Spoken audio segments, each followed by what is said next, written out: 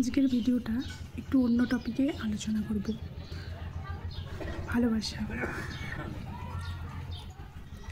এক দাদাভাই আমাকে মেসেঞ্জারে বলেছে, হাই হ্যালো যেভাবে কথাবার্তা হয়, তো অনেকদিন থেকে দাদাভাই আমাকে মেসেজ করছে যে তোমার সঙ্গে আমার একটা জরুরি কথা আছে। আমি দাদাভাইকে বললাম, কী কথা দাদাভাই? ফেসবুক রিলেটিভ যদি কোনো কথা হয়ে থাকে তাহলে বলবে, না হলে বলবে না। দাদাভাই সব কিছু শুনলো। দাদাভাই আমাকে বলছে যে তোমাদের মেয়েদের বোঝা খুব কঠিন। কী ব্যাপার দাদাভাই, কী হয়েছে? আমাকে বলছে তোমার সঙ্গে আমার একটা পার্সোনাল কথা আছে। ঠিক আছে দাদাভাই, বলুন কী কথা। দাদাভাই আমাকে বলল যে তিনি নাকি একটা মেয়েকে ভালোবাসতেন, মেয়েটাও ওনাকে অনেক ভালোবাসত, মানে দুজনকেই খুব ভালোবাসত। তারপর মেয়েটার বাবার সঙ্গে যখন কথা বলতে যায়, তখন এখন তোমরা সবাই জানো ইনকাম না ছাড়া কোনো মেয়ের বাবা কোনো ছেলের হাতে মেয়ে দিতে চায় না। তো মেয়ের বাবা সেটাই বলেছে, ইনকাম নেই তো মেয়েকে দেবে না। তো ছেলেটা মেয়েকে বলেছিল যে আমি বিদেশে যাব ইনকাম করার জন্য। তো মেয়েটিকে ছেড়ে বিদেশে চলে গেছে। সেখানে দাদাভাই যাওয়ার পরে 5 বছর ছিল, ঠিক আছে। এবার 5 বছর পর দাদাভাইয়ের এক বন্ধু দাদাভাইকে কল করে বলছে যে তুই যেই মেয়েটাকে ভালোবাসতিস সেই মেয়েটার বিয়ে হয়ে গেছে।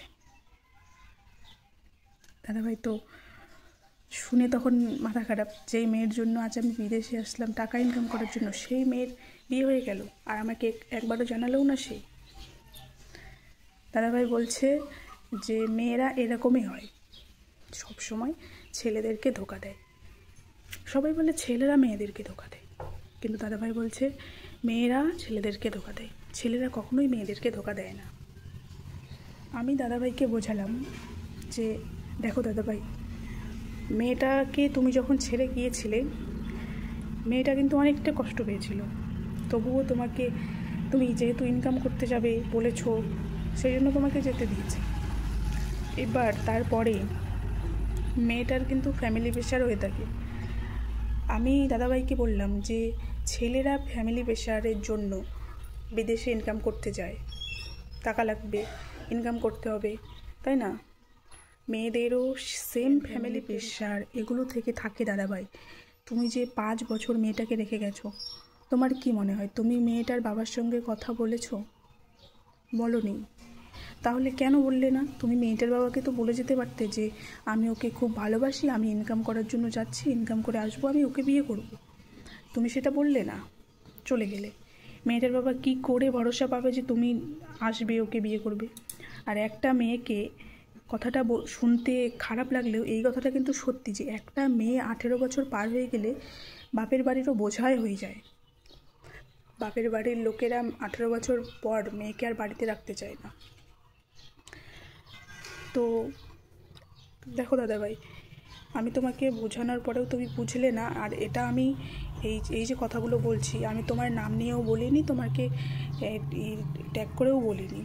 আমি এই কথাগুলো আমার বন্ধুদের সামনে তুলে ধরছি। আমার বন্ধুদের মধ্যে কার এমনটা মনে হয়? একটা মেয়ে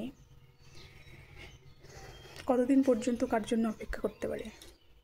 ভালোবাসাটা যদি সত্যি হয়ে থাকতো না দাদাভাই, তাহলে তুমি একবার অন্তত ওর খোঁজ নিতে যে ও কেন বিয়েটা করলো, ওর কি প্রেশার ছিল, না ও কেন করলো, একবার তুমি জানার চেষ্টা করতে।